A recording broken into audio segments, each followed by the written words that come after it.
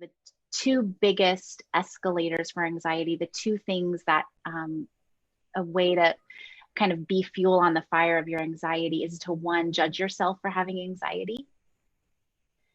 And so that's having a response. Like if you were to think, what is my relationship I have with my anxiety? And if it's one of kind of feeling like judgment and anger that it's here, and you know, of course it is, you know, anxiety is a horrible feeling and you don't want it. And it isn't that, you know, I don't want to experience anxiety. It's been difficult the moments in my life that I have, and we don't want that for you. But of being able to have a mindset of it's here and it's telling an important story about what I'm experiencing. It's telling a story of pain or of difficulty or of stress or of trial or of suffering. And all of that is really important and valid. And so I'm going to extend empathy towards myself. And then the second way to interact with your anxiety that is sure to escalate it is to resist it. So if you think of like what you resist will persist. And so of like, oh no, I'm having anxiety, I need to stop it.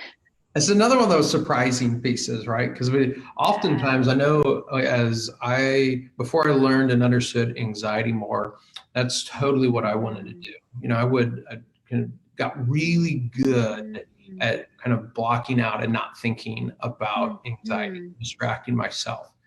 And there's lots of different ways to do that. But one of my go-to ways, which on the surface sounds really good, because in the right context, it can be really good, but would be to look on the bright side, right?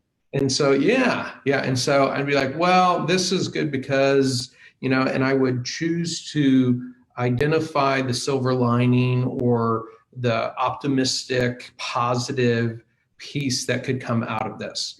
Now, on the surface of that sounds great, right? And truth, it's really important to have a balanced perspective of things, to be willing to hold the good as well as the bad, and to be able to focus our heart on and dwell in the things that are positive and praiseworthy and good.